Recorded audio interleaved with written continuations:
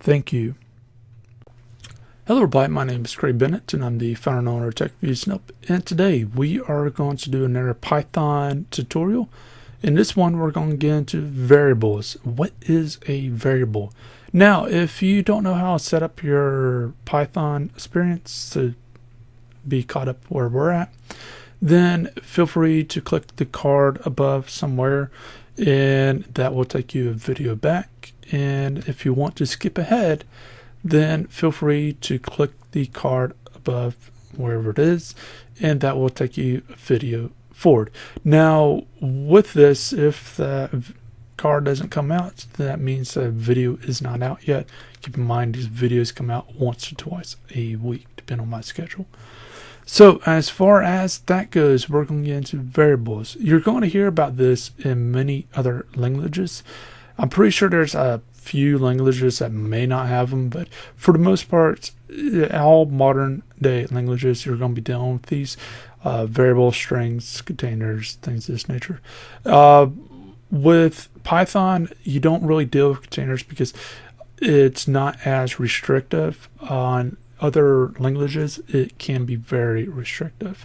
In fact, coming from a different language to Python, you'll actually feel it's sloppy. Or someone can easily mess things up, which they can, but again, that's the reason why it's easy to write in Python, but not so much easy to have someone review your work. But if you want to get something out like that, Python is a pretty good answer. And if you got a short thing, it's very hard to mess that up. Now, with this, we have a variable. So the variable, we just named it variable. So this could be named, say, I don't know, breakfast, lunch, dinner. This could be named paper, boy, cat, dog, whatever you want.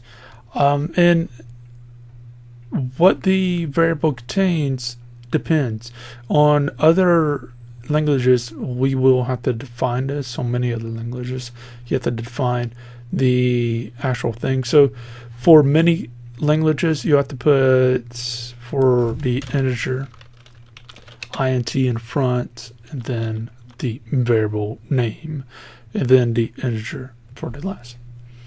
Well, basically with Python, we don't have to do that. It fixes it automatically, and that way we don't have to say this is going to be an integer, this is going to be a float, and this is going to be a string.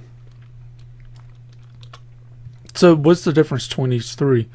Well, first one is what's called a string. We'll probably get more into this in a later video, but the thing to note is, let's pull up this. So what I have for the variable name is v, and the string itself is within the quotations, and we press a v and we get the string.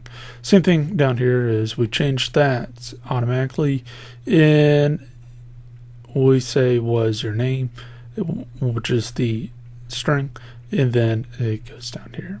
So that's basically what we're doing, is we're using a variable to call, and then the Python looks for what is associated with this variable, and since we said that this string is associated with it, it goes from there. Now let's say that we go with a integer, which is whole numbers. Then what we do is we just do something like that, and it automatically changes it, as we see there.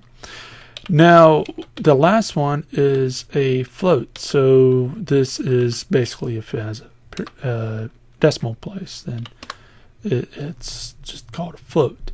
But for the most part, on other languages, you're going to have to define these things, and that's the thing to keep in mind. With Python, you don't really have to define it, and again, that's one of the reasons why it's easy to understand. Now, thing to note before we turn this off, it's best practice to use different names for different variables. So for example, if I have a variable and I want someone's name, I'll put name and then, you know, whatever I want.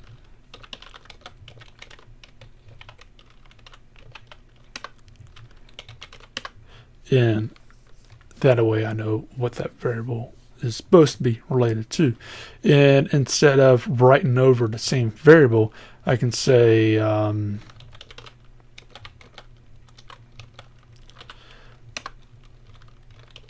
something like that. So instead of writing over the same variable over and over and over, I can just make a new variable per thing. It's very important to note that, because what would end up happening is if you have the one variable used, say 10, 15, 20 times or more, it will get very confusing to go back there and see what the end result is supposed to be. You can do it, but it's really not advised. So that's a big thing to keep in mind, is you need to have your variables very particular. You need to use the best practice method of naming the variables, something that you can relate to what the variable is supposed to do or say. And for instance of this name, I know that has something to do with name. Either it's supposed to grab the name, or it is supposed to show a questing of the person's name. And then with the age, it's supposed to either ask what is your age or the age. So I can narrow it down by far for doing that. And that way I'm not putting some V or whatever in playing a guessing game. Because let's put it this way, if you want to sort out things in a box, and say for example you got apothecary, where it has thousands of little boxes in there, there's medical apothecaries, and you pull out each box and you got herbs in one, you got medical plants and some others, and so on and so on. Well, if it has V on one, A on another, 0.4 on there, and so on and so on, and you pull out each one of those boxes, you're not going to know what's in them until you pull them out, because you didn't label it right. Whereas you put herbs and you know mints or whatever probably is in that one, you put in headache medicine and Tylenol or whatever, aspirin or whatever is in that one, instead of seeing VA whatever. That's where the name portion comes in best practice with it. And instead of having V for each single box, so you got to treat someone real quick, and you're one of those old world countries where you don't have a hospital nearby, you got the medicine, plant form medicine in an apothecary box, and you got to figure out which one of the 1,000 boxes it is. And instead of playing a guessing game with 1,000 V's, you can say, oh, herbs, and just grab what you need and put it on the person's cut or whatever and go from there. And that same thing applies here, is you need to use a proper name for the variable to say what the variable is about, so you can relate it and call it easier and go from there. That's pretty much about it. That's a big thing to keep in mind with coding in general. It doesn't matter which language you got. But anyways, as far as that goes, that's all I'm covering in this video. If you do have any questions or anything, then feel free to leave them down there in the comment section. I'll try to answer as quickly as possible. While you're down there, leave a like, subscribe, and share. And I'll see you in the next video. Have a good day.